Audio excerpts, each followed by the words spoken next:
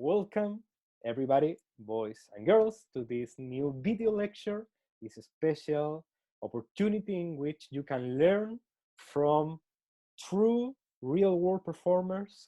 And the real world is changing. We are in a very interesting global situation, and we must be prophets. We must observe the future, right? And we are in the future. So, in this occasion, we will talk about the virtual performance, the virtual act. How can we impact our community, our audiences, and the world with our mystery performance? So I am very glad to invite to this conversation to the wonderful Anthem and Aria. Hello, guys. Hey, everybody. Hello. So you are in your space right now, my friends. Let's share ideas that you recollect in your own real world performances. Maybe you can explain to us your approach in mystery performance, if you do the virtual shows as a couple, or how do you, because I saw a few things from your work and I love you guys, so that's also why I invite you. But tell us how this started, what is the details that you want to share with us? Sure. And before we go into that, for those of you who are watching us for the first time or haven't ever heard of us, I'm Anthem. This is Aria. Hi.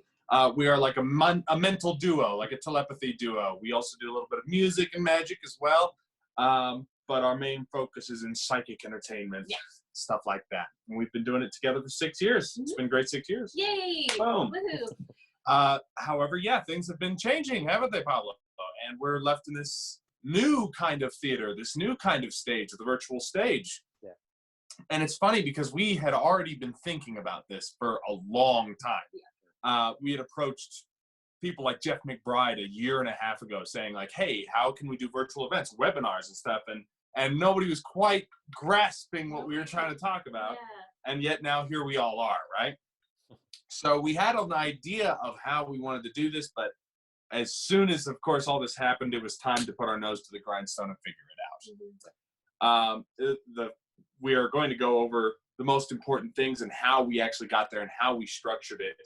But I think it's important to note that the reason why you do a virtual show is really important. Do you do it out of desperation, out of like, I need to put out some kind of product, some kind of money, something like that? Or are you doing this to provide value to not only your customers, but your community, right? We see people like, I have a young student, Alec Miller, doing a fantastic fundraiser in this time for the high school students in his district. Amazing thing to do, right? And a great why. For us, performing is a way of life, and we are constantly doing it. And so we would be losing our minds right now if we didn't have some way to get our creativity out there. And being the psychic soulmates, but also the empowertainers, a huge part of performing, which thank you for that, Pablo. Pablo kind of gave that to us. Yeah, he did. A huge part of being empowertainers is needing to spread a message and inspire people. And right now is an excellent time for that. Laughter and all that is the best medicine. What we provide is really fantastic. So our why is very much so reminding people, hey, it's all an illusion, keep present, stay connected. It's all good. Time passes, right? But also just to have some fun and connect with our community. And that's our why. So as you go into this virtual world, think about why you really want to do this and what kind of impact you want to have on your audience and the world as a whole. Yeah, that's point number one I wanted to make. I think you covered it. Yeah. So I felt that from you guys is not just a work, but also a passion. And I love how you put it, because it's so full of purpose, full of meaning, but you also have this side of real world working professionals, and you are not just moving by your mission, but also by your profession. So I think that it's very valuable hearing from you guys what is the tips, the adjustments that you need to do in order to be present in this media, not just in the terms of passion and meaning, but also in the pragmatic sense of doing the good work. Yeah. And I imagine, like, what you're kind of wondering is like how we can change our performance to get those messages across through the screen, because it's a very different world. Mhm. Yeah. A huge part of this, and this is the number one thing we've learned, is that engagement through this platform is almost more important than entertainment. The entertainment comes as a side effect. And a great way to put it, and I remember sharing this with a few magicians, and they went, "Oh, you need to up your self-esteem," you know, and Yeah, stuff like they that. don't That's quite not. understand. They didn't quite understand where I was coming from. What I meant when I said this, I said, why should someone watch your virtual show when they can go on YouTube and watch David Copperfield do the greatest illusions of all time? Exactly. Right? And they were like, "Oh, well, what's special about you?" And, you know, and all that stuff. And that's wonderful. Yes, I recognize those things in myself, but my audience might not. Yeah. And how can I make this a really impactful, exciting experience for them that they can't get on YouTube, that they can't get just by watching some pre-recorded thing or TV, right? It needed to be engaging and interactive the whole time. It needed to be, you know, I see a lot of virtual magicians doing silk magic and card magic. And if that's your expertise, that's wonderful. And it might be a great way to open up. But if you don't lock onto them and really engage them from moment one, they'll peace out. Yeah. It's like when you sign up for that webinar for increase your business and you say, "Oh, I'll just wait for the replay." You know, and then you just forget about it and you never end up watching it. It has to be engaging, and you have to give them a reason to show up. Right. And I think that is the number one thing to keep in mind going from stage or close up for that matter to virtual. Is engagement is more important than your comedy, is more important than even the tricks. If it's engaging and exciting, that's what matters. Right. Because we're not just, I mean, it's not a theater anymore. You're not just even in a little pop-up zone. You're in somebody's home, and they're probably sitting in their pajamas, you know, and they've got a bunch of different tabs on. They can click away at any time. Oh yeah, Facebook's buzzing. Yeah, there's a certain psychology that comes with people in a theater environment. You know, they feel pressured even if they don't like the show. They're not just going to get up and leave, most likely. But that's why it's so important to be engaging, because they will leave. So peace out. You know, if it doesn't mean anything to them, if they're not doing anything with you, if they don't feel like a part of it, it's very easy for them to just click away. So exactly. Yeah. I think And how do you engage? Okay, so there's a couple ways that we engage, and I think this might be a good time to show this. I don't know if you can see it. Nice. But, nice. all right. This go. is the very basic layout of how our show goes. And what you see, this is the very beginning right here at the top, and it's the warm-up. And this is the time when it allows people to show up late. These aren't groundbreaking, hard-hitting effects. No. These are mostly psychological things where it's, okay, now can you feel the magnetic pull of your fingers? Oh, you can. Fantastic. Okay, everybody do this. We do the arm twist at the very beginning. All right, hold your hand out. Let's see if I can influence you to think of a particular item. All of these psychological forces, ways that they're engaging and exciting, and is it going to work? Is it not going to work? But it doesn't really matter yet because we're warming up, right? And the whole excuse is like, we're going to see what kind of minds you have. Yeah, beautiful. Through the screen so we can customize this show to be able to influence you. It feels special. Yeah. It feels like, oh my gosh, this is only happening for me. Yeah. This is special for me. And it's great when we do something like Peter Turner's Apple. And we say, type in the chat box what you wrote. And some people thought of Apple, but some people thought of pear and crystal ball and all these. And yeah, that's great info for us to improve our suggestions later. Yeah. But it's also a great way to go, oh, pear's fantastic. So we see that Brittany is a fantastically creative outside-of-the-box thinker, right? And you start giving readings, basically, on what they think of. Yeah. Immediately engaging. It's about them. They want to know about them. Exactly. They want to. So right from the beginning, everything is engaging. It's not even impressive necessarily. It's very just much so, okay, we're interacting, we're having fun. Right. And teaching them that this show is going to have to be interactive if it's going to work. Right. Teaching them that it's even safe to interact with us. Yes. Right? Exactly. Because we don't do anything where we bring on anybody's voice or camera until maybe 5 minutes in. because we literally want them to be completely relaxed, comfortable with us before we start getting them involved in that way. Yeah. How do we get them involved before that? With psychological forces and stuff like that. Yeah. So that's step one for us on how we actually get that connection and that engagement through the screen. Yeah, and your audience knows that this first moment of engagement is not with the video camera activated, or how do you deal with that? Right. Well, and mostly for our platform that we're using Zoom. But we're using Zoom webinars. Yes. So we're doing it a little different than most people. We've tried it both ways, and we'll talk about this more a little bit later.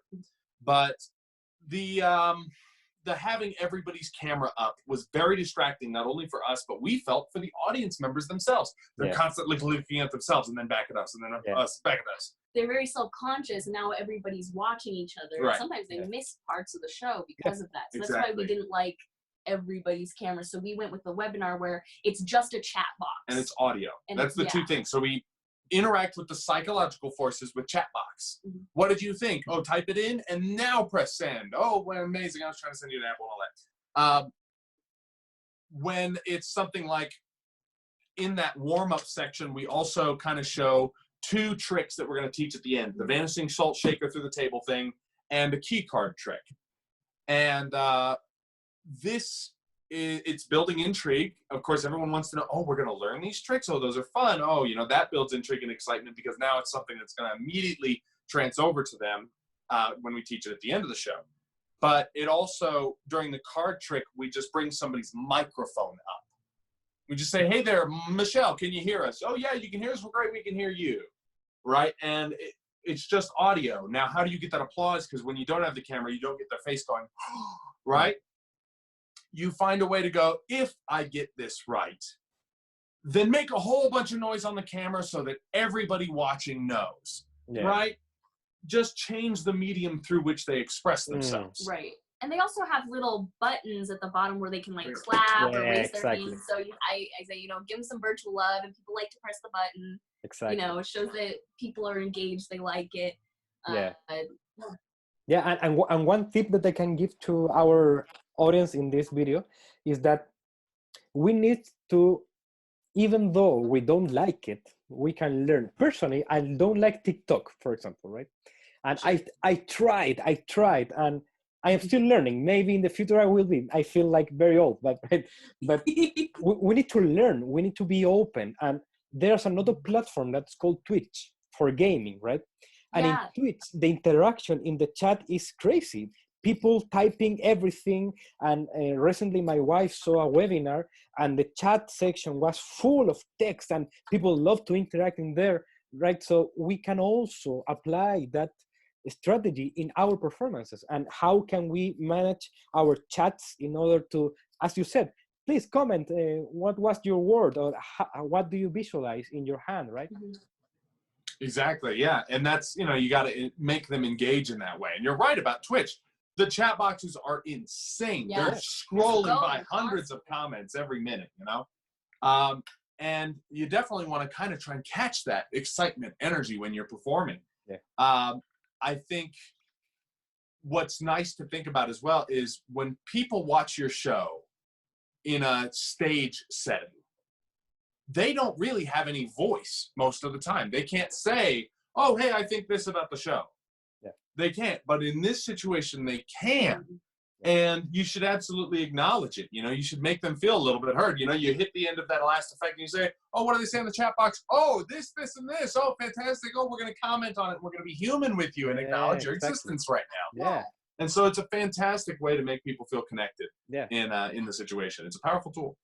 And as you said, it's very important. I think that in this context, we need to break a little bit of the paradigm of the performance as a monologue. Because sometimes we go trick after trick after trick after narrative after theme. But in this, as you said, you perform the engagement, the psychological force or airing piece, and then you observe. Or what, right? There's some breaks, and we need to be conscious about that to let them appear. Because if they can't appear in the physical body, just like in a theater, they can appear with text. Oh, I didn't get it. I almost, right? So that's very interesting. There you go. There you go. So that's a little bit about engagement, how to Yeah. actually make that happen. It's really Yeah. important. While we're talking about it a little bit, I will explain a little bit of like this image one more time. Just let everybody see it. It's right here. Yeah. So over on this side, or right here is where we start, where we begin. It's our warm-ups. Yeah. Down here on the bottom is our show. And that is the effects. We're going to be teaching a couple effects from that in just a minute. And then the Q&A/teaching at the end. And I don't mean a mentalism Q&A. We do one in the show. We mean like, hey, ask us anything you want to know about being a magician or being a performer or anything like that. Anything. We just use it as a chance to just like have a genuine connection, have a conversation, hang out with the people who chose to spend their time with us. Exactly. You know? And we also teach the effects that we showed at the very beginning in this time as well. Yeah. So it's half and half. It's warm-ups and teaching at the beginning and the end, and then most of the meat is in the show. Yeah. And the whole experience, this whole post-it, how much time is your complete experience? Oh, it's good question. 1 hour. Yeah. The show itself is somewhere between 30 and 45 minutes. And then we with teach. the teach-in and the warm-ups at the beginning, it's a full hour. And the Q&A. And Usually the Q&A, it just, right. yeah, about an hour is where it goes to. Yeah. And that's the perfect length. Because, you know, people, we say, you know, hey, we're going to start teaching these tricks. So if you don't want to know how the tricks work, now is the time to log off, right? And some people will leave because they've spent their 45 minutes there. They're done. Great. Let's go take the kids and watch something else on TV from Netflix. Yeah. But this is a great time for the people who've really had a great time, who need that extra connection with you. It gives them that extra opportunity, and it's really wonderful little addition. This is by no means necessary, this layout. Yeah. And we do encourage, if you're looking for a virtual performance, test different things. Yeah. You know, I think that is up to the beautiful. performer. It's beautiful because if we are very naive, and maybe we're all in this media, but the basic way in which we can understand the performance in this virtual media is just a performance, right? Hello, my name is Pablo, and I am a mentalist, and thank you very much, right? But as you said, we think we need to understand this media as real. Sometimes we think, oh, real performance and virtual performance. No, they're both real, but they have different characteristics of reality. And I think that this first phase that you write in your scheme about engagement is truly essential, and in a way has a different impact if you do these magnetic experiences on the video or in the theater, because it has the possibility of distance, right, or the virtuality of this, and it's a beautiful way in a concept, because that also that experience also create validation about this media as real, and because we are forced in this situation, we need to understand that this is also real, right? Right. And this is also to do with your audience's expectations, I think, you know? They might be expecting something totally different than what you offer. If you can change their expectation in the first couple minutes and reframe where they are and go, oh, this is what we're walking into. It's completely different. It allows you to have a lot more freedom in the later parts of the show, because it's more in your reality. They are now in it and they get it. Exactly. So for us, you know, one of the reasons that we did this at the very beginning was because it's a trick that fools everybody. And we wanted to prove right from the top, like, yes, you can be amazed and fooled through the screen. It's possible. This isn't going to be math tricks. It's going to be other things. We wanted to set that expectation right from the top. It's not, think of a number, now subtract 5, multiply, you know, it's not, okay, now go across the clock face, right? It was always going to be something that is interactive, but it's going to fool you. It's going to work. And that was the number one thing we wanted to influence from the beginning. And that's why we didn't open up with something like a suggestion or hypno fingers, because those don't work for every single person. We opened with something that would work for every single person, right? Nice. That's some of the thinking that went into how we started it. Yeah, beautiful. An idea that I used last week, because I was invited to a co-working virtual event here in Chile. I just wrote or draw in a piece of paper a blue house, right? So I project to everyone on the live audience first a color, and blue, if anyone knows Max Maven work, they understand how to influence blue. And then a house is a basic, it's not even a force, but a statistical probability, right? And I just play with that idea of projecting the image, but I expand the experience in saying, even though you didn't receive maybe blue or house, during this projection, telepathic projection, I send you inspiration and good ideas for your own creative developments. And various people told me after that, oh, thank you very much for that, right? So in a way, I am not just sending blue and house. Okay, it's fine. But during that, I am projecting good energies and good creativity and intentions for your own creative efforts, right? Exactly. Yeah, that is a fantastic addition to that. Yeah. And it's once again brings me back to like that idea of expectations. Another thing that we do going into the tricks that we teach later on is we say, by the way, this show isn't about fooling you, as you might assume a magic show would be.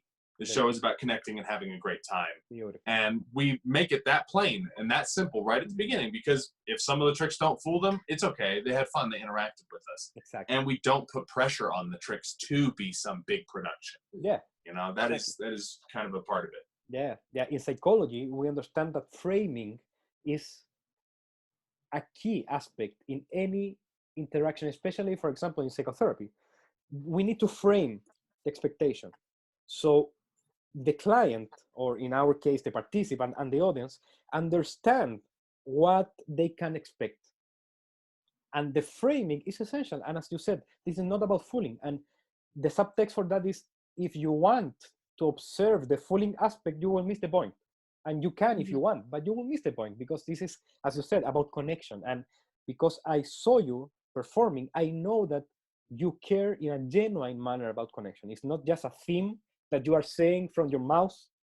It's your real intention about connection and understanding the value of connection in companies and in normal daily situations. So people feel that authentic message, and they feel also the fake. And whenever, we don't need to fake our message, right? We can use inner realities that are secrets, right? We can offer our mind reading experience, even though we force something. That doesn't matter. We don't need to fake this outer reality, this experience for people, because people will feel it, right? Exactly. I think that is an important thing to note too, is genuineness is very important. Make it feel like they're just hanging out with you. Because if I were to come out and say, ladies and gentlemen, welcome to the show. My name is Anthem. Thank you for joining us here on Zoom tonight. And the lights are moving around and it's a big fog machine. It's too much. Exactly. It's a little bit too much to bring into their living room. So be genuine. We close with Gypsy Thread, with a whole message about connection, because it was the perfect theme for what's going on right now. And we don't make it, we don't play sappy piano music in the background. We don't even try and make it all like, since the dawn of time, man has wanted to unravel the secrets of the universe, right? It's just relaxed. Yeah. Since the dawn of time, man has always wanted to unravel the secrets of the universe. Just say it like you were really talking to somebody. It's an important part of the acting side of this as well. Just relax. It's very interesting that you make a parody with your real script, because it's not about the words, it's about the body language, about the tone of voice. And people feel that authentic expression. And for example, people can be engaged with Eugene Berger with this dramatic sense because he was Eugene Berger, right? And it was natural for him. And nobody can copy Eugene because he was Eugene, and we are close, right? Right. And so we need to find our own authentic ways in taking these pieces, these routines, and allow them to pass through our own body. And this is an invitation also for everyone who's watching this video, because Anthem and Aria will teach you some of their own routines, but don't copy them. Take them as inspiration, and have always the question, how can I go beyond the physical or even the phenomena? And this is something that I am reflecting a lot in this time. How can we use mentalism or magic, any mystery performance, as a channel to something bigger, right? It's not just about the mentalism or the magic or about what is physically happening, but it's let's go beyond. How can we move in this level of authenticity that nobody can copy because it's your own unique message, and we are using all these artifacts and techniques in order to convey that unique message, right? Exactly. I love what you said about channeling, because that is so important through what we do. And I do feel that when the most amazing and important things happen on stage for us, we usually feel like it didn't come through us. Yeah. Usually it's during Q&A and we're talking to somebody and all of a sudden we lose control of our lips and we become a channel for something larger. But that was our intention the whole time, is to leave space for that to come through. Exactly. And so it's an important thing to think about. What do you want to channel? Yeah. So yeah. Pablo, you brought up teaching a couple of our tricks. You want to maybe jump into one? Of course. Whatever you want, guys. Cool. Let's do it. Pablo, you're going to be my virtual assistant here. Wow, you're going to help me out. And usually we would do this with our other camera. Yeah, we would usually do this with like our multicam setup and have a nice close-up shot. But we will do our best for you, all right? Of course. Pablo, how strong would you say on a scale of 1 to 10 is your intuition? 7, 8. Okay. That's fantastic. That's fantastic. And I feel the same about my intuition. But, you know, you got to exercise your intuition. You got to practice intuition so that it becomes natural. Yeah. And I'll show you how I practiced, and we'll see if you're really right about how intuitive you were using these cards. We'll use one as a target for you, all right? Pablo, you just say stop. Stop. Right here. Pablo, I'll let you take a look at that card. Have you got it? Yeah. Yes? Doesn't really matter if I see it, because I will not be finding your card. You will be finding your card. Nice. Give these a mix. There's no way you could know where yours is. Wonderful, wonderful, wonderful. Now, Pablo, I don't know if you know what that tingly, intuitive feeling feels like for you, but I want you to try and get in touch with that. I'm going to cut, let's make sure this is in the camera. I'm going to cut 2 piles just like that. Pablo, this is pile number 1, and this is pile number 2. Do you start to get that strange, intuitive, tingly feeling over either one of these piles? Yeah. Which pile, 1 or 2? 2. 2. We will assume that the reason you're feeling this is because your card is within and is not here. All right? Let's make it a little bit more difficult on you, Pablo, and your intuition. Let's do 1, 2, 3 piles instead, Pablo. This is pile 1, 2, or 3. Pablo, as soon as you start to get that intuitive feeling again, tell me whether it's pile 1, 2, or 3 that gives you that feeling. 1. Pile number 1. Wonderful. Not any of these. There should be enough to make maybe 3 more small piles, Pablo. Pile 1, 2, or 3. Once again, what is calling out to you? 2. Number 2. We'll get rid of all of these. Now, Pablo, if I were doing this in person, I would have you hand me one of these cards. But instead, I want to just challenge your intuition a little bit more. Just tell me stop. Stop. Right here. Yeah. This right here is not your card. No. I don't. What was your card? The Jack of Diamonds. The Jack of Diamonds. If this is the Jack of Diamonds, that shows just how strong your intuition is. You're right, probably a 7 or 8. And if not, well, there's still that 2, 3 numbers to get to 10, right? You still can always get better and better, better. But you know what? My intuition's giving me a good feeling about this card. And for good reason. There is the Jack of Diamonds. Wow. And that is 1 in 52. Nice. But 1 in 52.0. Beautiful. Which Pablo has released before and added some of his own ideas too. Thank you so much, Pablo. And we're going to share my favorite method to do this. And if you want to know the other methods where you can use a borrowed deck of cards or some of the other approaches, you can get 1 in 52.0 from Mentalism Center or from myself. But if you do it through Mentalism Center, you get extra. You get extra stuff. You get extra. All right? So let's talk about this. It's very basic, very simple. And if you are left a little bit befuddled by this, that goes to show how we can take something old and make it new again, right? So while this does look like a pretty normal deck of cards, this is actually a Svengali deck that has been rough and smoothed so that every other card is the card that you're going to force on them. Nice. This is known as a Mirage deck. You can buy it from many, many Magic dealers. I know Penguin has it. That's where I usually get mine. It's a fantastic, fantastic way to achieve this, because not only can the cards be shuffled fairly in front of them, but no matter what they say, they're going to end up getting to the right place. Yeah. So let's break it down. Let's show how this works. If you've spent any time with a Svengali deck, you know that if you do this, whatever card you stop at on top will be the card that's repeating over and over again, the Jack of Diamonds. Because it's a little rough and smooth, I have to use both fingers to separate it to show it to them. But then I just drop it back in, and I can shuffle the cards to my heart's delight. Maybe. There we go. And you can mix but as if much that as you like. happens in performance, is very natural and very. It's not expected that you need to have a perfect riffle shuffle, because this is not about that. It's about intuition, right? So you're handling cards just like a normal person, and normal people spring cards and whatever. So for me, Exactly. Look at David Williamson, a master of card magic, and he gets his cards and he's like, I'm going to shuffle, throws them everywhere, right? Yeah, exactly. So, you know, if you look like you're not a skilled card magician, perhaps that might give you the effect you're looking for. Yeah. That is not an excuse to not work in your slides, but right. you need, yeah, right? exactly. But you need to work in your slide enough to be a casual handling of cards, right? Yeah, you have to have at least a little bit of skill, right?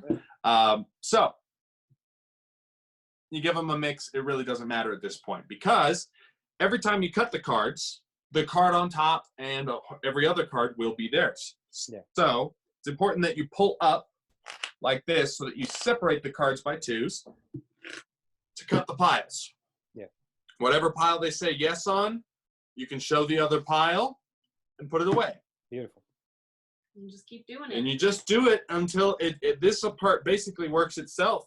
You know, wherever they say yes, you just keep going there and getting rid of the other piles.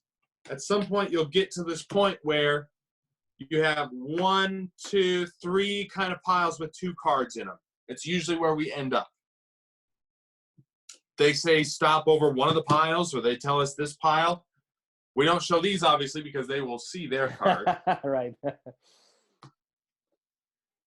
But on this last one, when we do this live, I just hold my hand out and say, just hand one to me. I know that this one over here is not there, so if they hand that to me, I say, wonderful, and that's not your card. And I put that away. It's just a little simple equivoke or equivoque or whatever. And if they hand me this one, I say, perfect, this is not your card. Good. And it's just backwards. Yeah. At this point, you build up the tension. Is it the Jack of Diamonds? Oh, maybe you were right about your intuition. Before revealing, yes, indeed, it was. Yeah. And that is 1 in 52. Yeah. Pablo, was I clear about it? Do I need to go into anything? No, I think that is very clear. I have a few ideas that while you were explaining, they appeared to me. Sure. It's a very interesting procedure that you choose in order to label the piles in numbers. So what you can do after the revelation of the card is to remind the numbers and to do a numerological reading. For example, in my case, I did do 1, 2, 1, 2, right? And then you can do a reading with 5. And how this 5 connects with the Jack of Diamonds, you know, several different possibilities in focusing also in the apparent freely, well, it was free decisions, but without any conscious effort. And that can lead to a numerological reading. Absolutely. Awesome. I like that. That's a yes, great idea. We love that idea also for virtual stuff. Exactly. Because once again, bringing it back to them, we will talk about another effect in a second where we very, very visually show them that the card they're thinking of means this. And likewise, there's a part when we're doing Invisible Deck in our show, when we say, okay, we have the 4 of you. If we're doing this with cameras, we have them hold it up on their hands. Say, hold up a number between 1 and 4, right? And the people hold 1, 2, 3, or 4. And we'll give readings on that. Say, oh, perfect. See, we won't start with the person who's number 1 because they're so outside of the box thinking and stuff like that. And actually, last time we did it, they held up their pinky for one. So I was even able to say, see, they didn't even do this. They did this. They're too much of an independent thinker. We have to close on them and limit their choice first. Once again, making it about them, who they are, very engaging, very exciting. And another idea that came to my mind is that, I don't know if you play with this, but while the procedure is being taken and the participant is choosing the piles, you can also start to create mind reading with the card, right? So, because you give me the number 2, I assume that it was a red card because I will say black and red, and you chose, right? So you start to deduct the card with the skills that we have as performers in our own narrative, if we are psychic or psychological. But then at the end, before the revelation, I sensed that it was Jack of Hearts or Jack of Diamonds. I am not sure, but you're sure, Jack of Diamonds, right? Yeah. Right. I really like that. And I really also like that for when somebody says, like, when you would ask them, how strong is your intuition? They say, oh, maybe like a 1 or a 2. It could be fun to show them, like, hey, well, I'm an 8 or 9 or 10. This is what I'm able to do. Just to inspire them to look into their own intuition a little bit more, right? Yeah, and this exercise, the exercise use cards is an exercise that is used in parapsychological courses and universities. Ryan still has online courses, and they use playing cards, and they use photographs, and they use the whatever, because the playful dynamic allows the rational mind to rest for a moment, and the intuitive insights, if there is any, they can appear, right? There you go. Fantastic additions there. Yeah, I like that. Beautiful. So that is 1 in 52. Let's keep moving right along with probably my favorite trick in the show right now, because we were sitting in our garage / theater. You've seen this. I promise it's a lot cleaner now than it was when you saw it. And we were sitting in here like, what could we possibly do over the camera? And we started with a huge list, and we just started crossing them out until we were left with 2 or 3, and we were like, man, we need something else.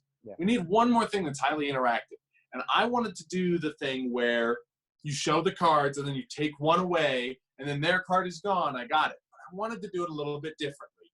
I saw Morgan and West do a thought of cards across that I really loved, but I didn't have the props to do it. I didn't think I could order it, spend money on it, and get it here in time for me to do a virtual show. So I was like, how can I recreate that kind of thing, simplify it so it works great over the virtual internet, and fool the pants off of everybody?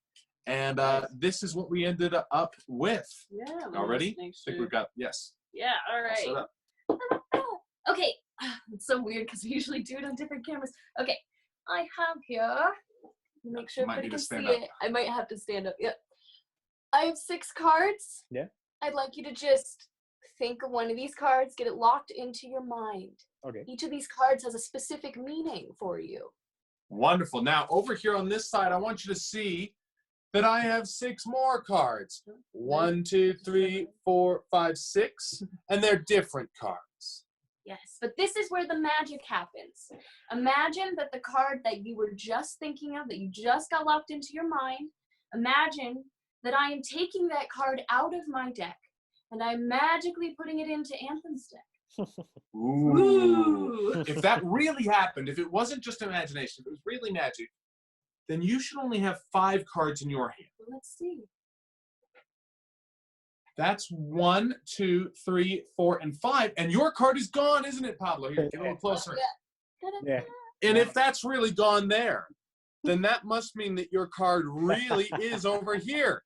Nice. What's even weirder, though, is there is 1, 2, 3, 4, 5, 6, 7 cards. And that is where magic and mind reading intersect. Beautiful. Oh, and then we would go into what the And we cards would mean. then, yes, talk about, I don't know which card you thought of, Pablo. If you thought of the King of Hearts, it's time for you to take control of your spirituality and beliefs. The 7 of Hearts, you are faced with a large decision right now, but I know the smoke will clear. The Jack of Spades, you're rushing into things a little bit too quickly. The Ace of Hearts, the beginning of a new awakening in love and spirituality is coming your way. The 2 of Clubs, partnership in work and in creation. The 3 of Cups, celebration, love, and fertility and the Eight of Wands, things moving very, very positively and very, very quickly for you in the next coming days.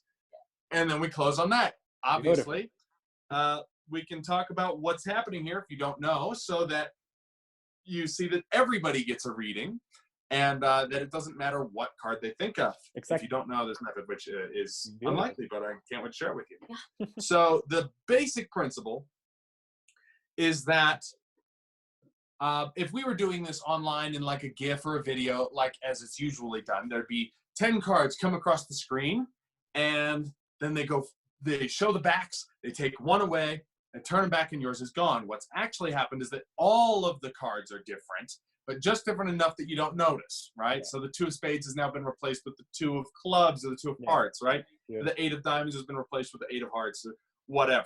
Yeah. The King of Hearts has been replaced with the King of Diamonds. So that's the basic idea. All the cards disappear, but it's under the premise that one has been taken away. Let's talk about how this is actually constructed, what it is, so that you can actually build it at home.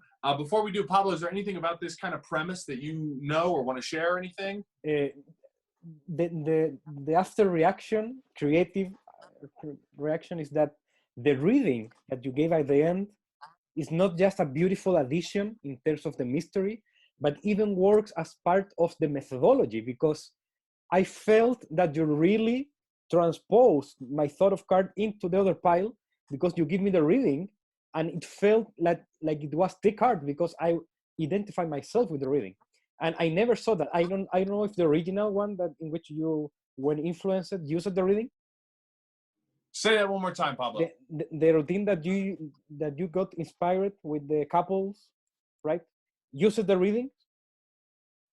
I don't think that Morgan and West do a reading when I saw that. Yeah. No, I think that was just something that we thought would be fun. It's beautiful. Exactly. It's beautiful because it elevates the mystery of this classic routine that, as you said, maybe some people in the virtual show even can know, but the reading for me is not just part of the external beauty, but also part of the inner one. Right. Exactly. Right. Exactly. That is what I really think is so special about this routine. Yeah. All right. Shall we get into the actual workings behind it? Of course. All right. So a special deck is required. This is what we were, like I said, we were sitting in here. We didn't know what to do. I looked through all my junk drawers and I found this special deck. It's just a double face deck. Now, the thing is that it's not the same cards on both sides. Some of them are. The Jack of Clubs, for some reason, is the same on both sides. But most of these are completely different. For example, Four of Clubs, Seven of Diamonds. Yeah. Right? That's what you're looking for. The deck that we had specifically, I think it was the Ace of Spades had the Ace of Hearts on the other side, and they went directly opposing of each other. Yeah. So whatever two cards would be in the middle, the King of Clubs would have the King of Diamonds on the back, and the King of Diamonds would have the King of Clubs on the back. Something like that. Yeah. So that's what you're looking for, is a deck like this. Yeah. The other thing you need is some kind of rough and smooth. We used what's it called? Science Friction by Card Shark, which is expensive. But I've heard you can use hairspray. I've heard you can use candle wax. Crayon, exactly. Yeah. There's a lot of different ways to do it. There's roughing sticks. Yeah. Right? So there's lots of different ways and resources that you can actually get that rough and smooth effect. Saliva in impromptu situations? No. No. What is the other thing? Repositionable glue. Yeah. That's another good one. So here's what you need to do. You look through here and you pick 6 random cards. It really doesn't matter what cards they are, because you'll have to switch them out a little bit anyway to get the right cards. It takes a little finagling. Yeah. That's the unfortunate thing about this, is it's hard to teach exactly what to do with this effect, because you will need to just get a little arty and crafty. Yeah. So I've already picked out the cards that we're going to use for this. And in this context of virtual performance, because obviously we don't need, or we don't have the opportunity to give the cards away for examination or whatever, can the person that is watching this video just glue 2 cards together if they don't have double faces? Yes, absolutely. If they just want to take 2 decks of cards, get 2 junk decks, stick some of them together, this is absolutely just fine too. There's a lot you can get away with just because you're in a little square box. Yeah, they can't tell the cards are extra thick. There's a lot of things you can get away with. Yeah, I have, as a matter of fact, a pink elephant in here. You don't see it. Oh! You don't see it. Oh my gosh, amazing. Is that one of the effects you're doing, is appearing elephant? Of course. I think when I did that gag on David Williamson, I mixed these up a little bit, unfortunately. We could just use the ones we have. So, but basically, you get 6 cards, and you get the identical 6 cards. So, spread your 8 of spades side up, So you'll see on hers, you have the 3 of diamonds and the 3 of diamonds, the 2 of spades and the 2 of spades, the 9 of diamonds and the 9 of diamonds isn't in there. That's just an extra card, so the number matches later on, the number of cards. The 4 of spades and the 4 of spades, the 10 of hearts and the 10 of hearts, the ace of diamonds, the ace of diamonds, the 8 of spades, the 8 of spades. Right? Now, with the way that these cards are, if we turn them around, once again, it's going to be the same cards, but different. It's not going to be the 8 of spades, ace of diamonds, 10 of hearts. No, it's the king of hearts, the 7 of hearts, the jack of spades, the ace of hearts, the 2 of clubs, the 3 of hearts, and the 8 of clubs. All very similar cards, right? And this is where the finagling comes in. You want to find cards that are just different enough and balance that out. So the ace of diamonds was one of the ones we wanted. Well, we wanted to make sure that we had something similar to the 7 of hearts on the other side, so we had like the 10 of hearts and the 9 of diamonds, which are just different enough that they're confusing to the eye. People aren't able to tell that their cards have changed. The only other thing you need to do to these cards, once you have your 6 cards picked out, is you need to add 1 to this pile. Just any random one, but you want to make sure that these cards in this extra random one don't line up with anything over on here. Because otherwise the trick won't work right. It has to be 2 cards that aren't seen in either pile. So that's the only thing. You add 1 extra card to 1 pile. And that's the card, obviously, that will appear. That's the pile where it appears. Then you take whatever card that you're going to keep on front. So here we have the 8 of clubs, and here you have the 3 of diamonds. And which ones do you have that are rough and smooth? Is it these 2? These 2. Right. So I have the 8 of clubs with the rough and smooth. She has the 8 of spades with the rough and smooth. So whatever cards are on front, the similar cards, but not exactly the same, 8 of clubs, 8 of spades, those are the ones that have some rough and smooth. What that allows is that when she shows her pile, she doesn't stick the cards together. So they're completely unattached. There's really 1, 2, 3, 4, 5, 6, and they're all showing. The rough and smooth is going to be used in a minute. When I show mine, I do use the rough and smooth. So there's 7 cards here, but there's only 1, 2, 3, 4, 5, 6 to the audience's view. These 2 are stuck together, right? And now, when we show the cards at the end, of course, you just make sure that you get the rough and smooth together. So now there's 1, 2, 3, 4, 5. And over here, I just disconnect my rough and smooth. So there's 1, 2, 3, 4, 5, 6, 7. That's the basic thinking behind this and how it works. Now, the one kind of strange thing is that most people are going to be watching this wondering how you do this with 1 person, and I'm not totally sure. You'll have to figure it out yourself, because the way that we've structured the sleights works perfectly for 2 people. We'll explain this so that you can maybe find some kind of working ground as a solo performer. So she starts by spreading hers, and you're here, you're looking at them. Now what needs to happen is she needs to get this side to the back and this side to the front. But she needs to do it in a way that doesn't look suspicious. So she's showing it. You say, think of a card, yada, yada, yada, yada. And then I come right up and start to distract you here. That's the misdirection for her to do this. She fans the cards in her right hand, or you might be doing it in your left hand. I'm not sure. I don't know. But she has her open hand, and as she takes them, she rotates them. And then I just show it. Exactly. Nobody So really natural knows. that doesn't break the dynamic of the movement, right? It's just Exactly. Now that's the thing, is if you do it just like this, something about it feels kind of weird. Yeah. And this is why it's so important with two people that the misdirection isn't only that I shove the cards in your face, but that I start talking. Yeah. Because that gives Aria a reason to look at me. Yeah. So if Aria was doing it, right, and it was time for, or if I was showing and she was about to interrupt me, Right. I would then go, Blah, blah, blah, blah, and I blah. would turn my whole body to make sure that that bigger motion really does cover the smaller motion. And now I'm looking at her, that forces them to look at her, and this all just feels like natural. It didn't even happen. Yeah. And so that is the sleight that's going on. It's not even really a sleight, I guess. No. It's So just an easy. approach. Yeah. Right. You know, I was thinking about the one-man approach or one-woman approach. And what if we use the pocket of the handkerchief as the hole? So I love this metaphoric idea of bringing the thought into the heart, right? So you have the fan in here, symbolizing the mind or the thoughts in a rational manner. And then you take the other packet, you put it in here, and then you move the thought. Yeah. I like That's that. great. I like that a lot. Great. And that's a great, I love the pocket because it Yeah. keeps it in view. Yeah, That's it needs important, to be in view, right? yes. That's what. Perfect. Yeah, because I was thinking also in a hand or a mic holder or something. Right. It could, but I think that just the pocket is so perfect because it's also in the line of vision.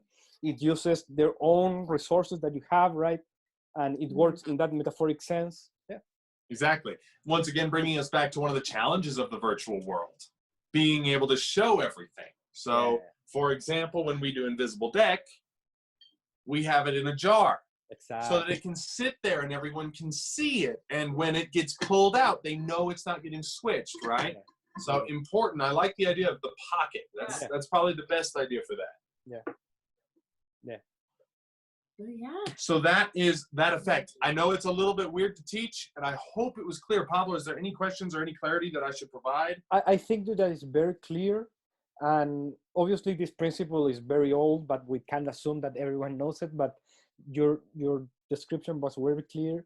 And the most important for me is that the clearness of the dynamics and the overall outer experience is that I think in a card, the card morphs from one packet to the other, and then I receive the reading. That for me, that's the most beautiful aspect, because as I said at the beginning, that is not part of the only part of the outer beauty, but also part of the inner, because I felt that the Ace of Hearts reading, that it was my card, felt for me, right? Beautiful. Right. Beautiful. Yay. Fantastic. Yeah. That's great. It's our favorite. And I think I think It's one of the everybody high really points in likes the it. show, which Yeah. is why I made another smaller version. It's the perfectly center trick Yeah. in the show. It's this point where everything comes together and converges. It's the perfect balance. It's magic, it's mentalism, it's interactive. It works for everybody. Exactly. Happens for them through their Strong. screen. Yeah, and Strong. it's magical, but it's not a magic trick in the sense that that doesn't feel trivial, right? It doesn't feel like just a throwaway, but it's like the magic that some mentalisms do. For example, Richard Osterlin. Richard does magic that feels magic, and his mentalism also feels magic because it feels real. And this thing also is not just a throwaway whatever that a big penis appears in my hand. Yeah. Right? No, it's Right. I think in a card, in the other pile appears a card, is true magic, right? It's not a trick, it's magic. Exactly. Right. It's very simple.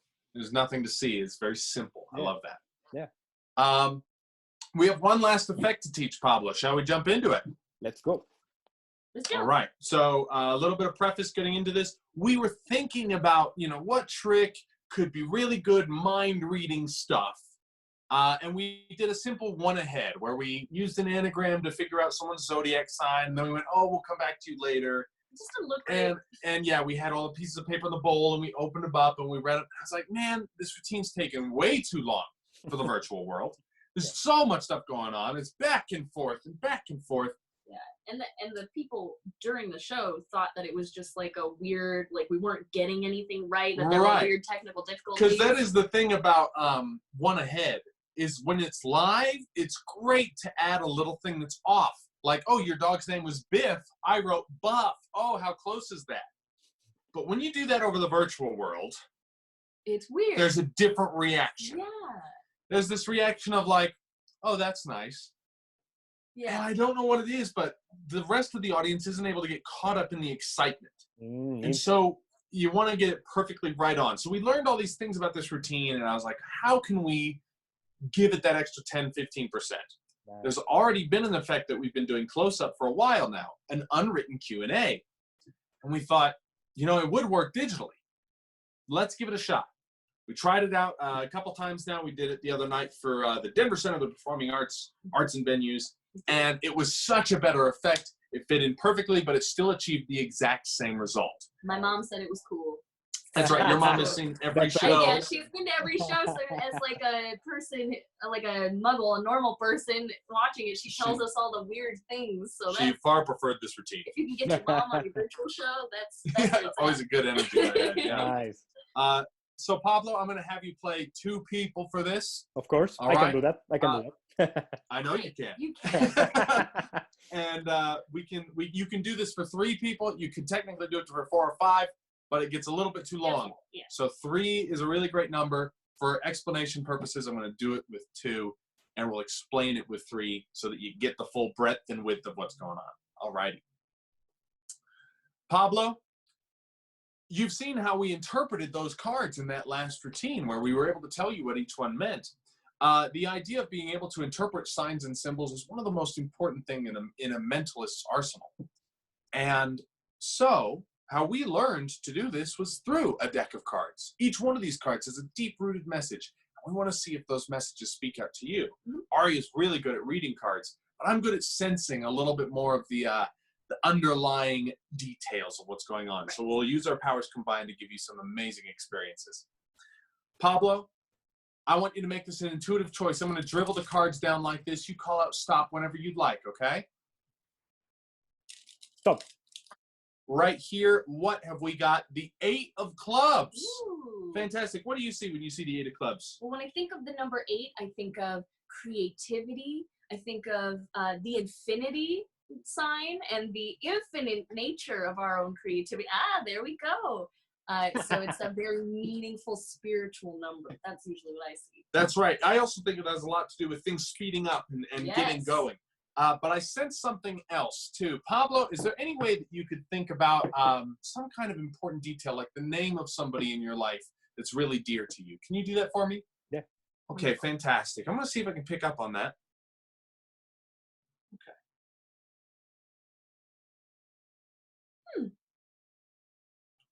Interesting. And I'm going to put that card right there. Now, Pablo, I just want to know if I'm on the right track, because the next thing that I tell you might be even more important. So, Pablo, what was the name of the person? Sophie. Sophie. Perfect. Perfect. Okay. All right. That means that this will definitely work. All right. Pablo, go ahead and say stop. Stop. Right here. Fantastic. You've got the 7 of clubs. So you have the 8 of clubs. Now you have the 7 of clubs. Ah. Perfect. What do you see when you see the 7 of clubs? Well, clubs, I think of maybe like a project.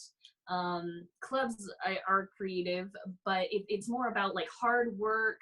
But 7, it's kind of like this lucky number. It's this kind of exciting number. It's a good luck symbol for whatever creative venture or work that you're about to go on. Right. It's got some good luck on it. Yeah, I think it also has a little to do with patience. Yes. Right, and feeling like, oh, when is this going to pay off? Well, you know, your work pays off with time. Let me see if I can get even a more underlying message. Pablo, think about some kind of question about your future that you'd really like the answer to. Like, will I get married? Will I become wealthy? Something like that, right? Have you got one? Yeah. Okay, let me see if I can pick up on that. That's what I'm getting.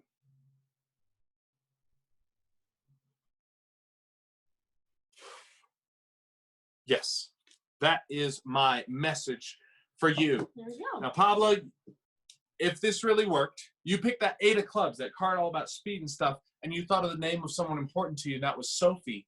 I wrote down, and I know it's a little hard to see on the camera, I wrote Nice. Sophie.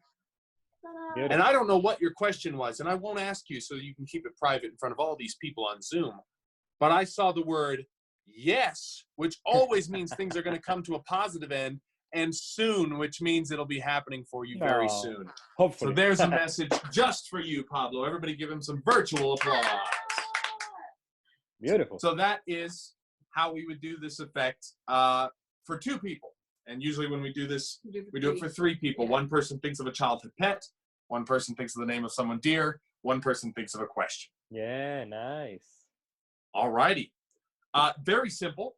And let's jump into it. Really, all you need is a junk deck of cards. These are cheap plastic-coated cards we get from China. Yeah. Our Corona cards? No. Oh, No. No. No. Yeah, but they're easy to rip. They're very poor quality, so they're great for writing things down. Right, and we use them for The Finding Your Other Half by too. Woody Aragon. Yeah. So that's the first thing you need. The second thing you need is a pen, and you need 1 duplicate card. So in your case, it would be the 7 of clubs was the duplicate card. In this case, we're going to use the Jack of Hearts. Yeah.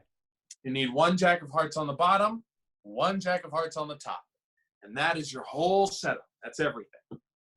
So you approach your group or you're doing your virtual call, and let's go through how this all happens, because it's kind of a weird handling, but you'll get the hang of it. If you're not comfortable with cards, I'm going to do this as slowly and clearly as I can for you.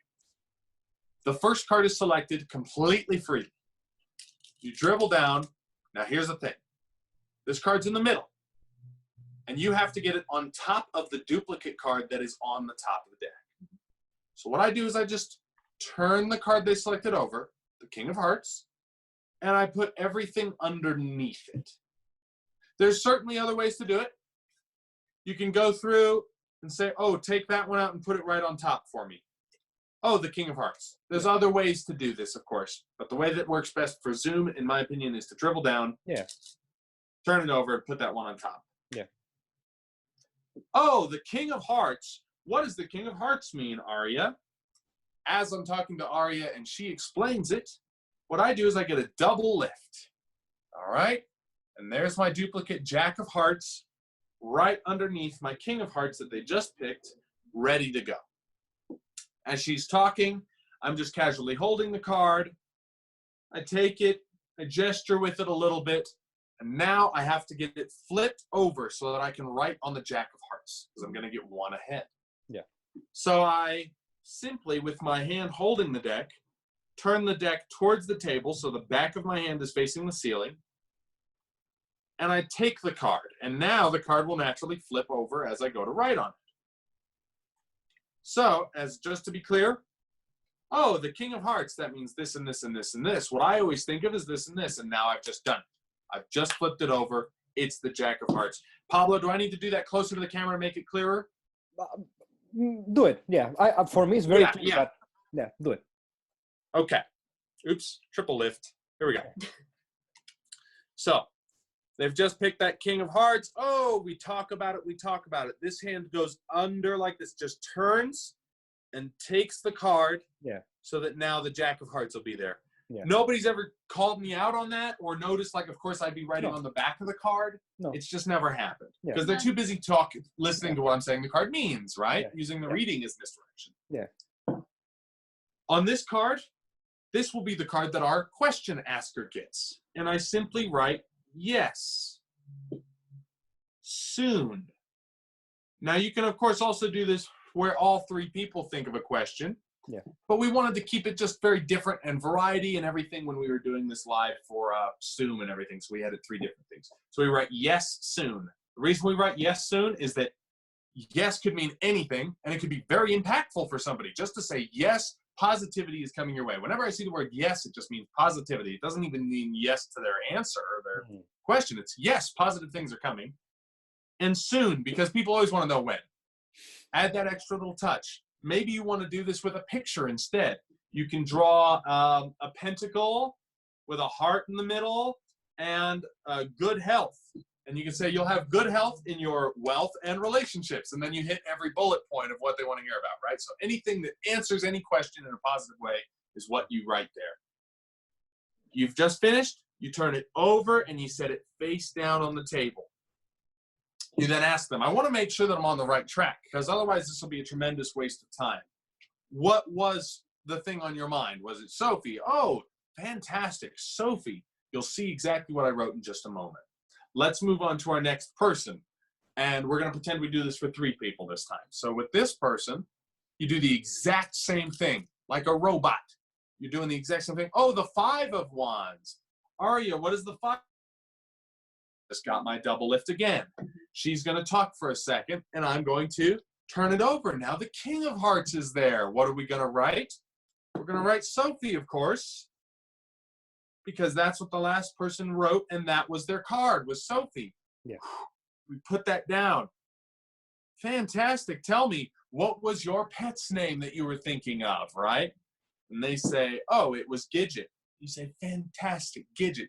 You'll see what I wrote. And now here comes the weirdest, kind of most out there sleight of hand part. It's very simple, but it's just hard to explain. You get a bottom break. This is your duplicate Jack of Hearts on the bottom right now. You get a bottom break.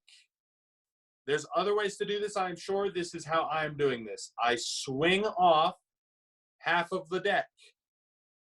All right, I'm cutting with my index finger, just like that. It's a simple cut. And as I put the pile together, I'm taking that Jack of Hearts on the bottom and putting it on top of the pile that I just cut off and getting a break above all of that. Yeah. This is simply so that I can force this. Yeah. I'm just going to do one of these where you got that big honking break and you say stop. Wherever they say stop, you close it up and you open up at the break, and it just looks like you opened wherever they said stop. Yeah. That's it. Just to review, because I know that's the hardest part to understand. You're talking to them, you say, hey, think about a question about your future. As you're doing that, get that break. Tons of ways to do it. You can buckle, or you pinch with your finger and you get a buckle under there, or you can just peel it down. Yeah. Nobody's paying attention. Like Pablo said, you haven't shown yourself to be some MasterCard magician, right? So you swing, cut that off. You literally drop that card on top. Boom. And you get a break above all of it. Say stop. Oh, right there. Wonderful. That's the force. So now you have this Jack of Hearts, but under the Jack of Hearts, you have the 5 of Clubs, which is the card that was just picked a second ago. Very important. Yeah. You get your break one more time. Oh, the Jack of Hearts is all about this and this and this and this. Think about some kind of important question about your future. You've just switched it out for the 5 of Clubs. We know that the dog's name was Gidget. It just told us. We're one ahead. Gidget. Yeah. Now we drop that on top of our other cards, and our work is almost done. At this point, this is the order you're in. The question on the bottom, the name second, and Gidget on top. The problem was the question was the last thing you asked for, right? So the order is wrong. How do you fix the order? With your hand, you drag the top 2 off the table as if you just accidentally left this one. And then you drag that one on top.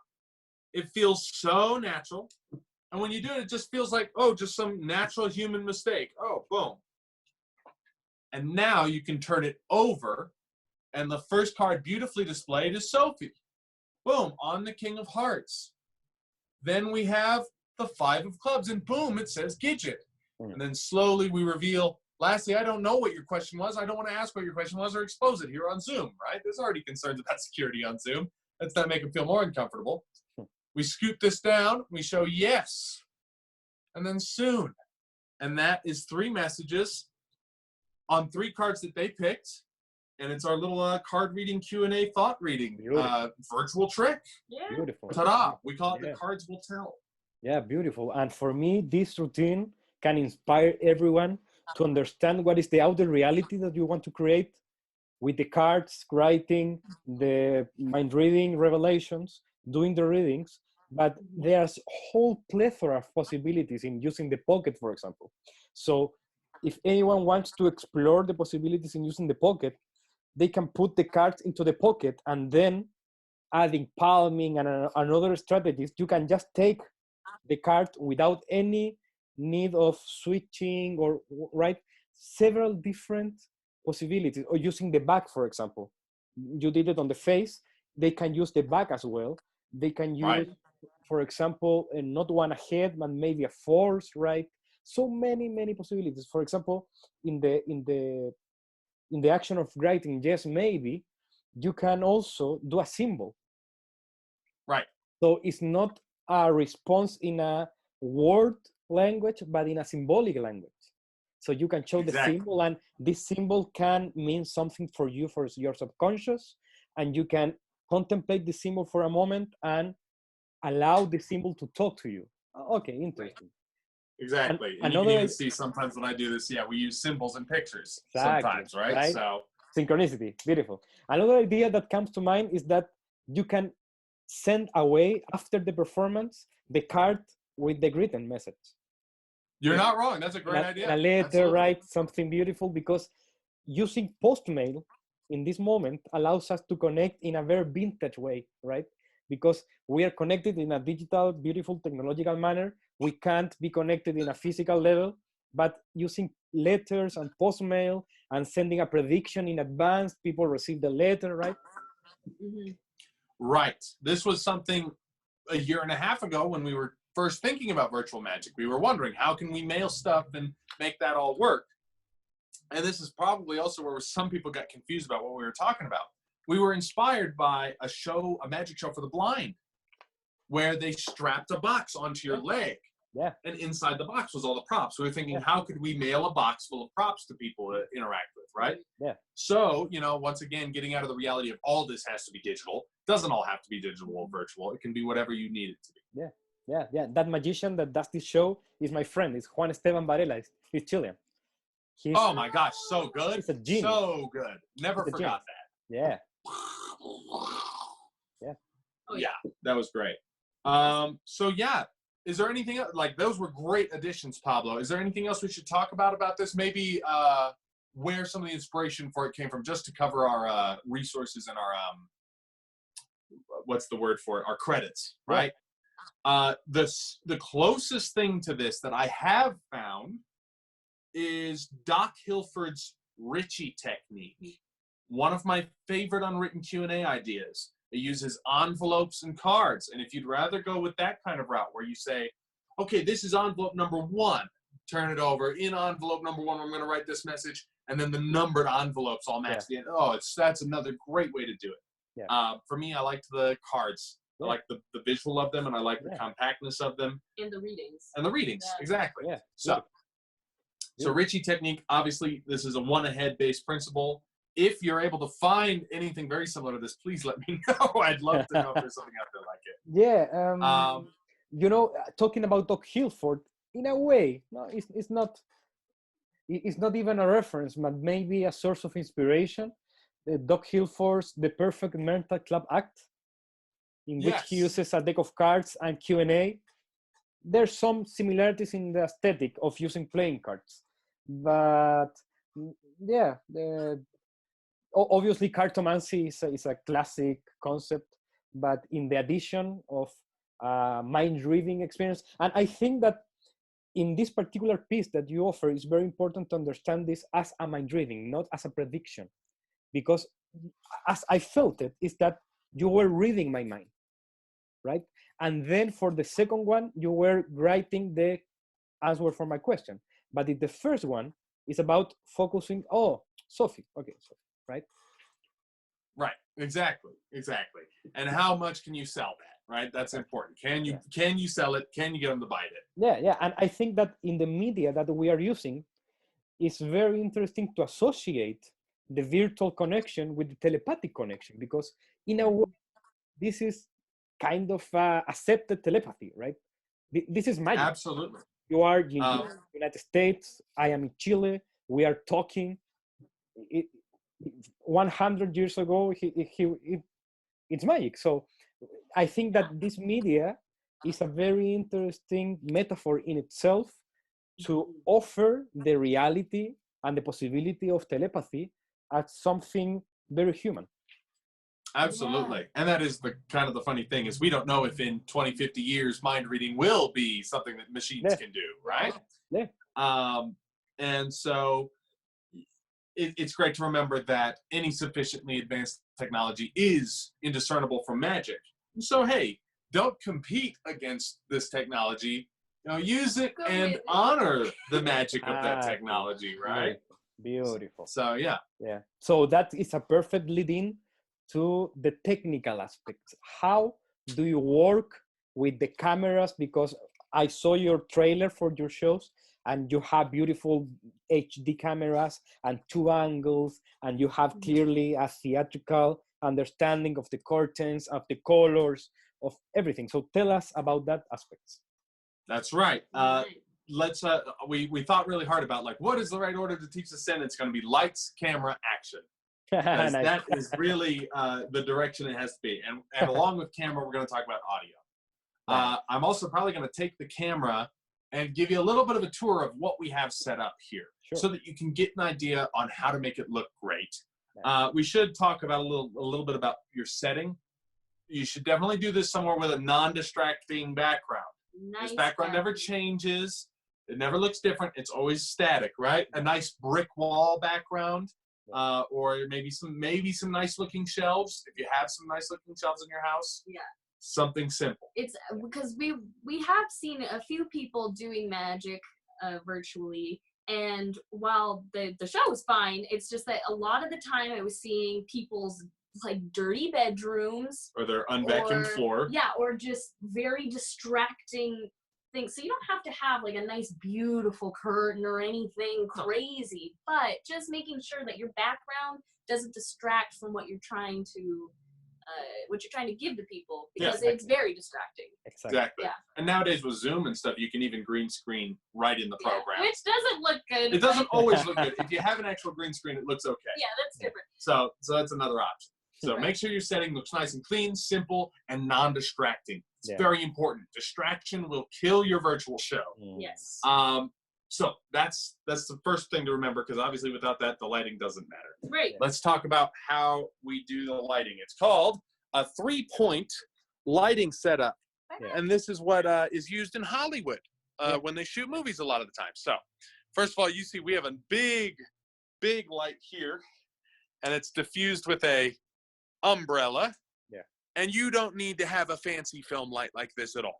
You can have any light that you get from Home Depot, just a simple can light. I'll show you one that I have as a backup. One of these from the hardware store. You don't have one of those? How about Walmart? Get something like this, right? With a clamp on it. There's lots of different options. So you don't need a big fancy light like I have. But you want a bright light, a very bright light over here on one side. This is called your key light. Now, there's a second light. You're going to see it up here. It's the one that's bouncing off the ceiling, this one. You can bounce the light off of a surface to give it a flatter, nicer look instead of this harsh right-on-you look. This light is dimmer than the other light. And this is called your fill light. And as you see, if the whole face was lit perfectly the same, there'd be maybe a little bit of a lack in definition. This just gives a place for your shadows to sit. A little bit of definition in your face. So that is light number 2. So you have one bright one on one side, one slightly dimmer one on the other side. The further away the light is, the more diffused the light will be. So that's important to remember. There's one last light that's important. In this case, it's this one. Now, once again, you don't need some fancy stage light or anything like this. But the reason we use this one is you'll see that its color is more blue. It's a very cold color, whereas the other one's a very warm yellow light. This is a very blue, cold light. The reason we use that is so that can bounce off the ceiling a little bit and hit the top of our heads and the curtain behind us. And that gives a separation. That directly gives us a color and the background a different color. And likewise, just a little bit of a line, an outline, a whiteness around us so that we are separated from the outside. Now, if I was going to not be able to have 3 lights, this is the first one I would get rid of, is probably the background light. The second one I would get rid of would be your fill light, and I would move the key light right to center. If you only had one light is just one light, pretty far back if you don't have anything to diffuse it. that shines on you. So you have nice diffused light that's just one angle. Yeah, if you have natural light, that's even Natural better. light can work. Yeah. Natural light can absolutely work. You just want to make sure it's not going to suddenly change. Exactly. And Yes. I think that it's important for everyone who is visualizing the possibility of offering their services in a virtual setting is that they need to invest. It's not, as you said, it's not that you need complete sets of very expensive lighting, but invest in the whole sense. Also in information, also in understanding lighting, how it comes, right? So you can offer a very powerful experience, professional experience, without need to complete waste of your money and your pocket, but understanding how can we validate this space. Right, exactly. You know, I think that was one of the things we already talked about this with the Magic Group privately.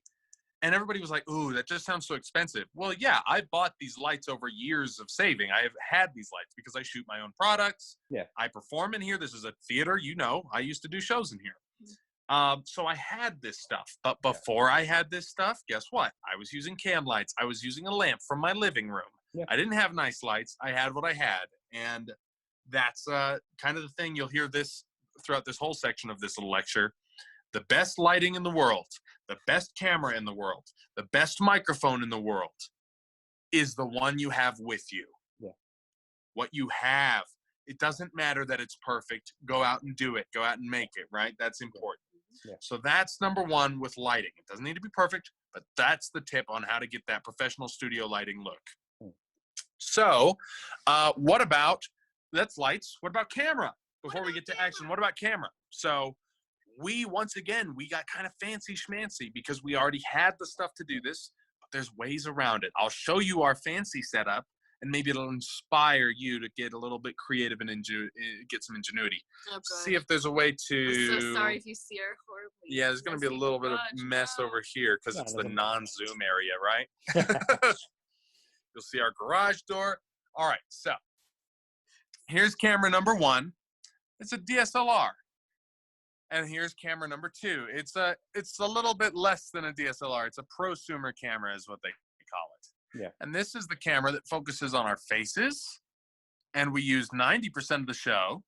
And this is the one that focuses in on our hands. The table, yeah. Yes, it also might be fun to point out we've got our scripts and everything everywhere. Yeah, that's something you can get away with. Is just putting scripts around your... Right, you don't need to memorize absolutely everything. Yeah.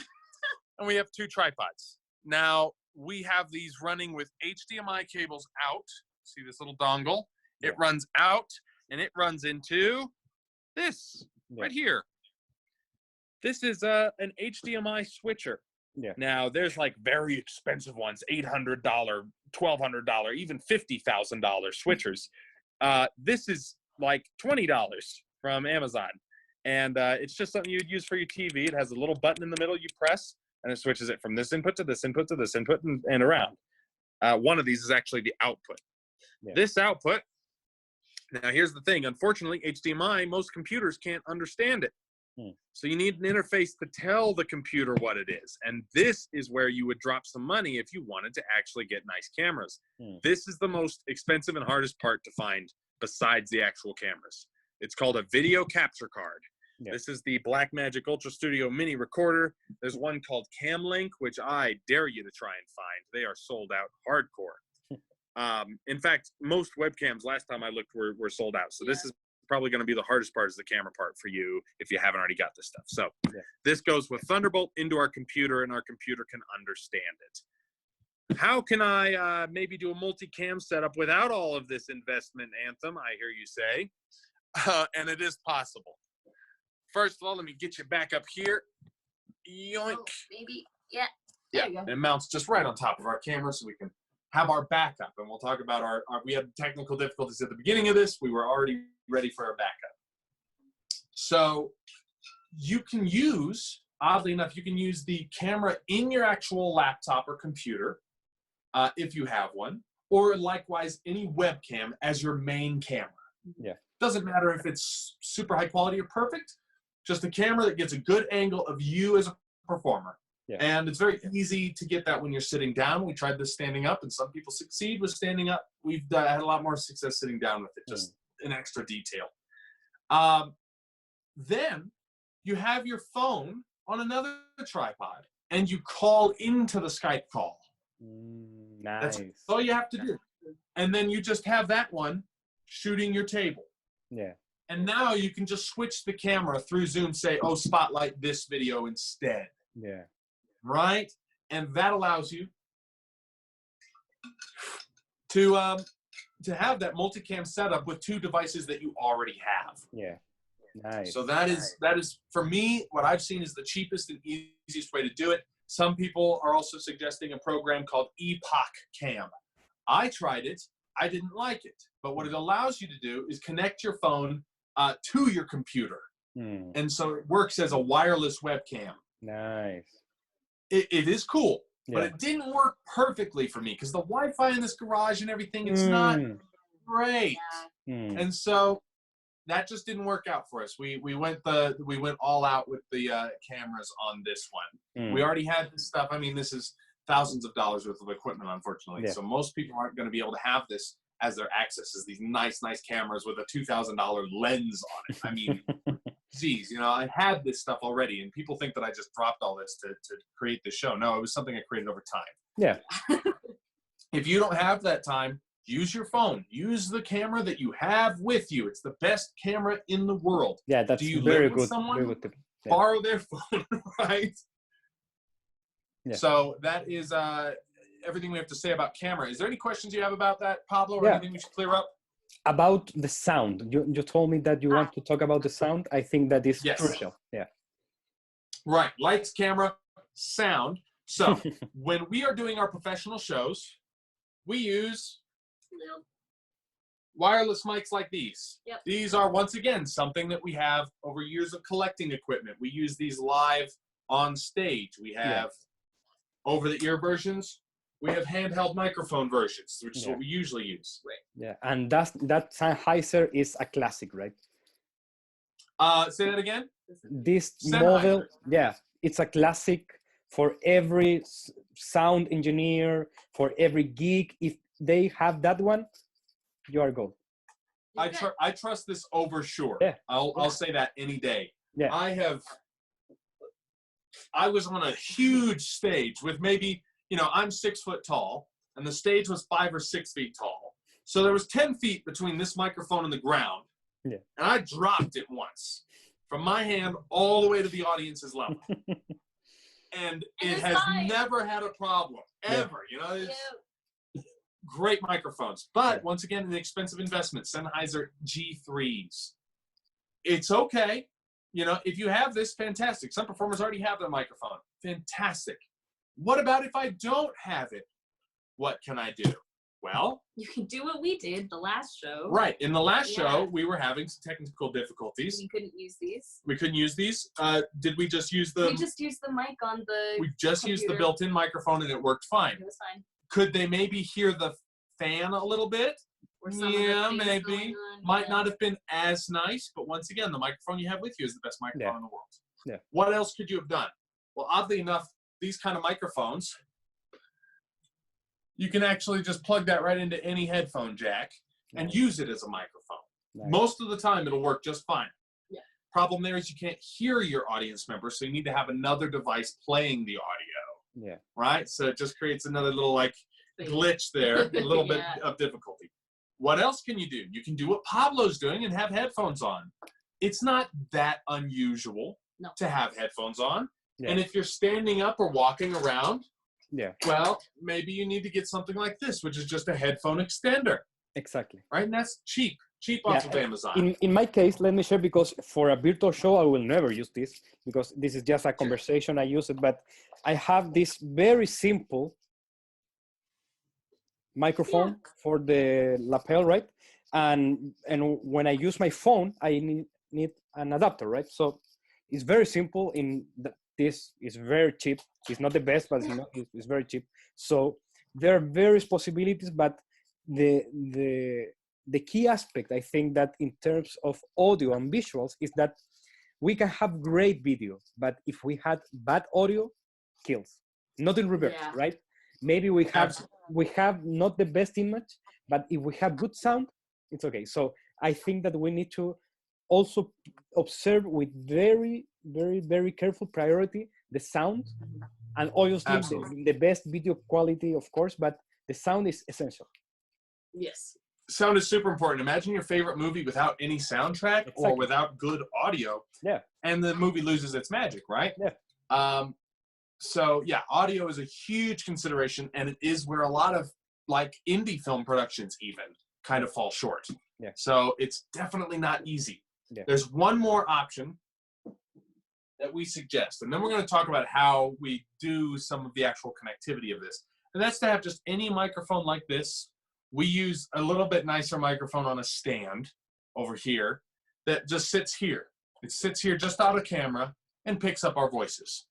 And that's the other option, is that you can just have any nice microphone that you may already have. How do you connect it to your computer, though? This is, once again, where it matters if you're willing to make an investment or if you already have the equipment. We use something called a Focusrite Scarlett, which is actually for recording bands and music. I'll show you what it looks like. Looks like this. And so our two microphones plug in here, and we're able to control all the sound here. Here's our on and off switch. Here's our headphone jack, and here's where we can actually see how loud we are, right? So that's what we use. This just plugs USB into the computer, and there's much smaller ones. There's ones with a single mic input. There's ones with 2, 3, or in this case, 20. It has 8 mic preamps, but 20 inputs. Yeah. So really over the top. Really, really over the top. We just have a band. We have a band, so we this. already have this. On Amazon, there's a whole bunch of things that will allow you to take USB into some kind of audio plug. Yeah. There's even cables that have this kind of end, which is called XLR, and on the other hand, have a USB. Yeah. And it just plugs right in. Yeah. That works fine. Some people use what's called a Yeti or a Snowball from a company called Blue. Lots of microphones out there that you can try that are just connected in right through USB, or likewise interfaces like this that connect through USB. So that is how we do this, because we're always doing this on our computer for the most part. Which we should talk about that in a minute too, since we've been learning lots of lessons with computers. Technical difficulties will become part of your life. Let's put it that way. But in that case, we have camera and we have audio. I'm wondering, is there anything else we need to talk about in that regard, Pablo? Anything else? A little bit about design, I think. How do you understand the design of your space? Because there's a clear message in the colors that you use, in the objects that you have visible. So tell us a little bit about that. Sure. And that leads us kind of perfectly into action. Yep. What is the setup and everything, right? And likewise the software, and what is the rest of everything that needs to come together. So with the design, for us, it was very simple, non-distracting. You don't want it to be overcluttered. That's number one for us, is like make sure it's super clear. Number two, for us, having the table here, right? Yeah. Having a surface that they can see on our main camera and on our close-up camera. Yeah. So that when we have our jar, we don't have to switch to our close-up camera. You can see it. Everyone can see it. Yes. Right? When you're doing the salt shaker at the beginning, you don't have to go to the close-up camera. Right? So it's important to note, what does the audience need to see? We've been thinking about reimagining this a little bit with a smaller table. Yeah. And we thought originally about having it square on, just like this one. But maybe it would be even better if it was diagonal, where it's pointed that way and there's a point right between us. Or does that create too much separation, right? This is the kind of thinking that Pablo's really good at. Would having a separation there kind of divide us more? Yeah. And it would a little bit. Yeah. And we are the psychic soulmates. We need to stay connected. Yeah. That might work for you though as a setup. I don't know. Yeah. It's weird with two people. Yeah. It's kind of a challenge because we need to both squeeze in. Yeah. You know, when you're on camera with somebody else, you'll feel like you're a million miles away from them on the screen. Exactly. So you need to look close. You mentioned a triangle. America's Got Talent, and they couldn't shut up about that. Get closer. Get closer. Get closer. That was the whole thing. Exactly. Yeah, you mentioned a triangle, and I think that the symbolism of a triangle is beautiful because each one of you, Anthem and Aria, is one of the angles, and the other one is the audience, right? Yeah. Right. Exactly. And that triangle, that strength, that holy number, right? Yeah. You know the symbolism of 3, then that makes a lot of sense, right? Beautiful. Yeah. This is very much so how Luna Shimada thinks about her magic. And if you've never consulted with Luna, I highly suggest it, because she'll stop to ask you things like, hey, you're doing a rings routine, but that table is square, and this is square, and that's square. Everything should be round. And I'm like, oh, I never thought of it that way. Or she'll be watching your show, and she'll say, oh, triangles are appearing all over your show, so you need to do even more triangles. And I didn't even realize I was doing that. It's subconscious, right? She's so good at realizing that we do paint a picture, consciously or subconsciously, when we perform. And it's important to make it cohesive and make it make sense, and make sure that it conveys the right message. So is it important to know what every number means, right? What does 1 mean? Independence, creation, beginning, right? What does 2 mean? Connection and love. And we've thought about that a lot, as in, you know, what we do as a telepathy duo is very much so archetypal of man and woman. Exactly. You know, this was what made it such an easy choice to shave my head, because there's nothing more quote unquote masculine than having no hair. Yeah. Right? And so having that duality, knowing what works for you, those shapes, those numbers, everything like that can definitely go into the actual set and design of what you're doing. So I hope that makes sense, Bob. Yeah, yeah. And it's in a very superficial, but also very important theme about colors, right? You clearly have something very intentional with the pink or pink shade colors, right? Yeah. Yeah, pink is our thing. Pink is our thing. It's on brand. Exactly. But, you know, wherever you go, if they see the pink hair, you know, oh, that's Aria, right? Exactly. They're instantly able to see her in a crowd. Yeah. It's a wonderful thing to have. Yeah.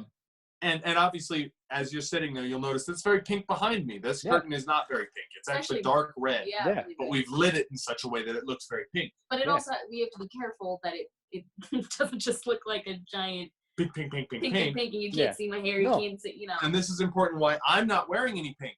Usually on stage, I'm wearing a pink tie and a pink thing, and I'm wearing blue, and I'm wearing pink socks.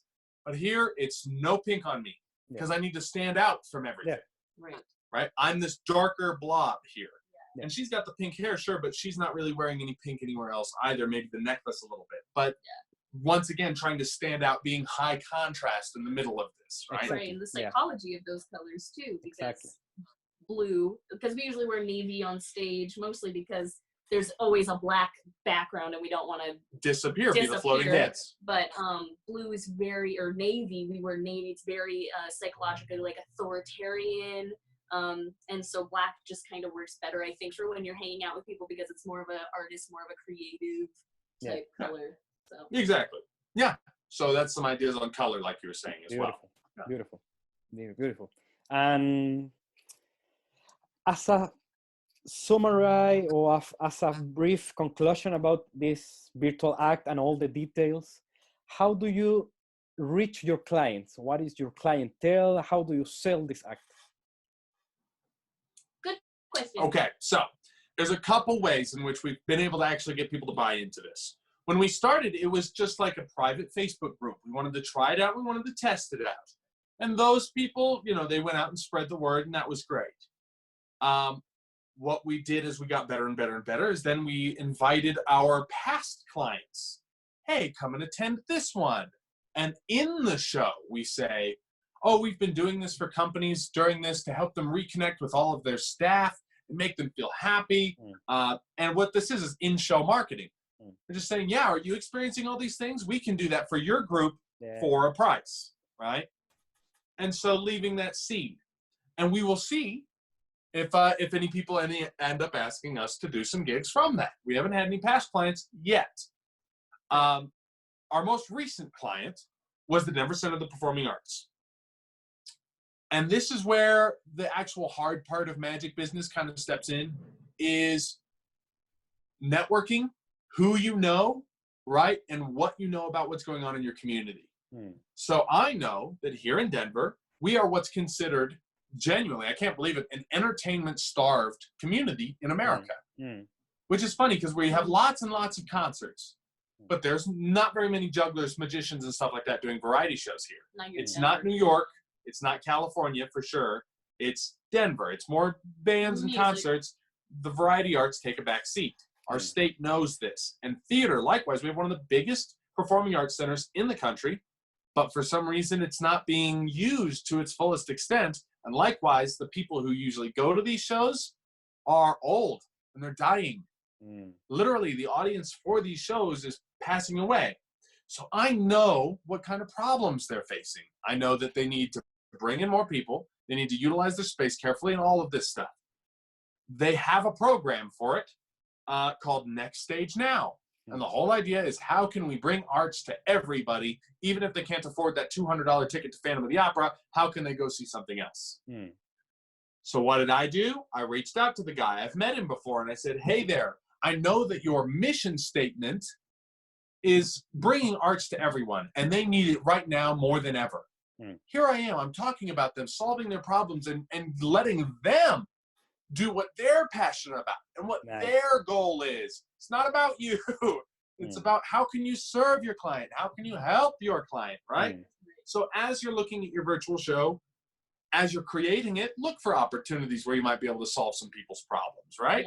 Yeah. For example, if we were doing it for more of a private corporation thing, well, we might talk more about like draw a pig for us, because that's more of a corporate reading kind of thing to do. Mm. Right. Or there's personality tests from Scryer's Band of Readers that we'd love to Mm. do and stuff like that. So there's things that you can change depending on your client as well and the problems and the issues they're facing. Mm. Likewise, you don't have to do live virtual shows for your clients like this either. Mm. You can be making videos for your clients and Nice. saying, hey, bank, do you have a whole bunch of clients and you want to connect with them right now and make them happy? How about we film 5 videos for you that teach 5 magic tricks and you send this out to your client? That'll be $4,000, please. Mm. You know, they might need that. They might feel like that's an important part of their image and what they want to do for their customers. Yeah. So how can you help the people that you've already worked with and people that you know about and connected with? Yeah. Right? Yeah. Now, of course, there's the whole side of like birthday parties and stuff like that. And I don't know about virtual birthday parties. Mm. I haven't booked any of those. I'm not a birthday party performer. Mm. So that might be something for Paul Draper to talk about or something. There's some amazing performers that are making great headway in this. Yeah. And that is what I'm really loving, is that I'm seeing all these different performers doing different markets Mm. and doing it well. Yes, we've kind of been working on the college market. We're getting some success there. And we've been doing the Performing Arts Center, and we've been getting some success there. We've done a prom thing now, covering up for a prom that was canceled, right? But like I said, meanwhile, I have a student who's doing a fundraiser for his school county, right? Meanwhile, there's another guy making videos for a company that teach magic tricks. Yeah. Meanwhile, there's another guy who's doing kid parties. Exactly. And whatever your niche is, you can rock that niche right now. This is a great time to rock it. And so the that idea, is really... The idea that you offer about offering like instructional videos for companies also connects me with my role as a psychologist, because now, because I can do workshops in a physical level, they ask me to record the workshop in video. So what if, for example, you as the power trainers, you can sell content about empowerment and about your own experience in this virtual performance, but for companies, because companies are also using Zoom, also using other softwares, and they don't have a clue how to do it, right? Yeah. Because I also work in college here in Chile, they don't know nothing about how to do it. So maybe it's a very interesting opportunity for different performers that also do talks and speaks for different topics to teach their own experience and to translate those live experiences into video content, right? Exactly. Do you know somebody who owns a business or is a franchisee of a corporation or who is part of some kind of think tank? Yeah. Can you reach out to them and say, hey, I teach a class on suggestion and influence so that you can sell more products once you open your business back up? Yeah. Right? We're talking with some hair salons, funny enough, about how to influence people with hypnotic language. Beautiful. Right? This is a great time to show your talents that you use as a performer to other people so that they can use it to shine. Exactly. Great time to do it. Yeah. Effective communication, the capacity of reading people's minds, using empathy, right? So many opportunities that we need to diversify, not just thinking in mentalism or magic as a mere entertainment performance, but content that people also need, especially in these situations, that we need connection beyond effects or performance or tricks. we need connection, and that content and then human experience with the expertise that you can show as a couple in the entertainment venues and everything that you share with us with the technological aspects of lighting and video and audio, it can really create powerful content for companies, for people, so we need to expand also in those levels, right? Yeah. And once again, we find ourselves kind of coming full circle to the beginning of this whole thing where I said, hey, if they can go on YouTube and look up David Copperfield, why should they watch you? Yeah. The answer is serve them. Exactly. You are there to serve them. This is not about you.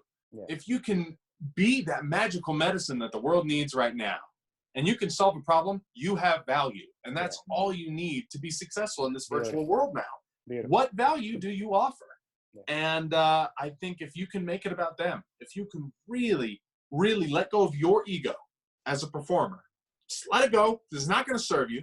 And instead, totally serve anyone who's watching your show. You will see amazing changes in how they react to it. This is the same thing with readings. Are you giving readings right now and they're not blowing people away? Let go of your ego. Yeah. Start doing it to serve the person, not doing it to impress them. Right? We have taped on our thing over here. As a constant Just reminder. as a reminder. Remember to just, what's it say? Remember, just have fun and hang out like friends. This whole thing is for spreading joy and love in the world. Yeah, just to remind us, it's not just a show. That's right. It's so easy to get caught up in a certain way of thinking. Remember, just relax, have fun, and serve the people that are at your show. Beautiful, beautiful. And the virtual media is the way that we have, and in the future will be a way. So this is our opportunity to become knowledgeable in this media, to understand it a little better, maybe not perfect, maybe failing, but failing with excellence, right? Doing our best. Absolutely. And go and fail. We've done it. Be a boss in failing and do it again. And as you said, it's a beautiful closure for this. Serve with your magical, wonderful power, with the mind, and truly change the world, because the world needs you, needs us, and needs powerful Mr. Performance. And thank you, Anthem of Aria, for your time, for your value, for your content. And I am sure that this beautiful video full of ideas will be a great contribution for the community of Mental Center.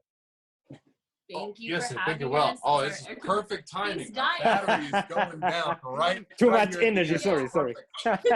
Yes. And if anybody has any questions, please reach out to Pablo to get my contact info, or you can reach right out to me at anthemflint@gmail.com. We're both happy to help. Talk to us. Thank you, Aria. Thank you, Anthem. Have a good day. Thank you, Pablo. Thank you, Pablo.